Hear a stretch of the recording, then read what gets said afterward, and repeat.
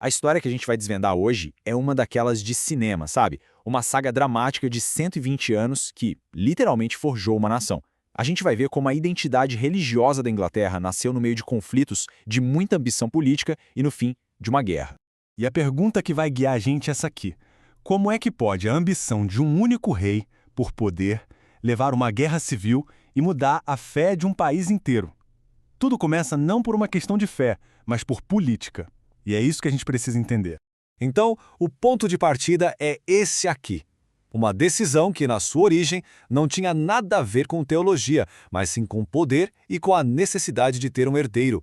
E essa decisão mudou o mundo para sempre.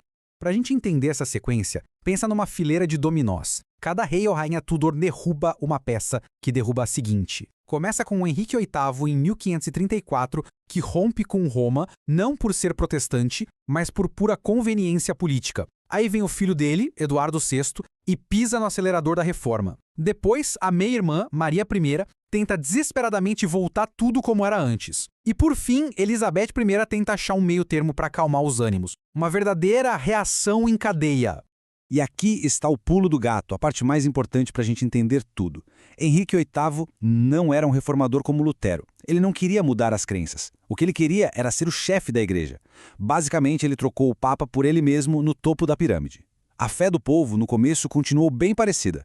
O problema é que, sem querer, ele acendeu um pavio de uma revolução religiosa que ele mesmo não conseguiria mais controlar.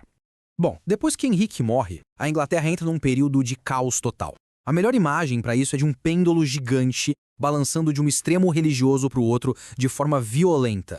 E essa imagem do pêndulo fica claríssima aqui. No reinado do jovem Eduardo VI, o pêndulo vai com tudo para o lado protestante. A influência calvinista, que era uma forma mais radical de protestantismo, ganha força. Eles criam o famoso livro de oração comum, mas ele morre cedo, e quem assume é a sua meia-irmã católica, Maria I. E aí o pêndulo volta com uma força brutal, ela restaura a união com Roma e começa a perseguir os protestantes sem dó.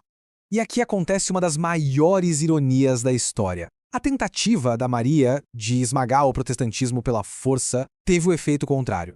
Sabe aquela história de que o sangue dos mártires é a semente da igreja? Foi exatamente isso. A perseguição criou heróis, fortaleceu a identidade protestante, e em vez de apagar o fogo, ela acabou jogando mais lenha na fogueira. Então, depois de toda essa confusão, chega Elizabeth I. E ela, uma política muito astuta, olha para esse pêndulo maluco e decide que precisa pará-lo no meio. A solução dela foi o tal Acordo Elisabetano, uma igreja que era protestante na sua teologia, mas mantinha a estrutura antiga, com bispos, o que lembrava o catolicismo. Foi uma tentativa de compromisso para unir o país, mas que, na real, não deixou ninguém 100% feliz. E é justamente nesse cenário de insatisfação que surge um grupo que vai ser o protagonista do resto da nossa história, os puritanos. Para eles, o Acordo da Elizabeth era um serviço feito pela metade. Eles queriam purificar a igreja de qualquer vestígio de catolicismo e basear tudo, absolutamente tudo, na Bíblia. E eles não iam descansar enquanto não conseguissem isso. Com o fim da Era Tudor e a chegada da dinastia Stuart, aquela tensão que existia entre a coroa e os puritanos explode. O conflito se torna inevitável, caminhando para um ponto sem volta. O que a gente tem aqui é um choque entre duas visões de mundo que não podiam coexistir. De um lado, os reis Stuart, com a ideia do direito divino, ou seja, que eles governavam em nome de Deus e ninguém podia questioná-los. Para eles, os bispos eram peça-chave para manter o controle. Do outro lado, os puritanos, que diziam que a única autoridade era a Bíblia e ponto final. Era uma rota de colisão. E a pessoa que pisou fundo no acelerador rumo a essa colisão foi Carlos I. Ele governou por mais de 10 anos sem o parlamento, que era cheio de puritanos. Ele impôs rituais na igreja que seus opositores achavam que era um passo em direção a Roma. E a gota d'água foi quando ele tentou forçar um novo livro de orações na Escócia, que era presbiteriana. A resistência explodiu. E em 1642, o caldo entornou de vez. A Guerra Civil Inglesa começou. E no meio da guerra, com o rei de um lado e o parlamento de outro, os parlamentares, liderados pelos puritanos, aproveitam o momento para fazer algo radical, redefinir completamente a fé da nação. O ano-chave para isso é 1643. Pensa só, no meio do caos de uma guerra civil, o parlamento convoca a Assembleia de Westminster. O objetivo não era mais fazer um ajuste aqui ou ali. O objetivo era uma reconstrução completa. E a missão deles, olha, era gigantesca. Eles não estavam lá para remendar, era para construir do zero. A ideia era acabar com a estrutura de bispos, escrever uma declaração de fé totalmente nova e detalhada e criar regras novas para o culto.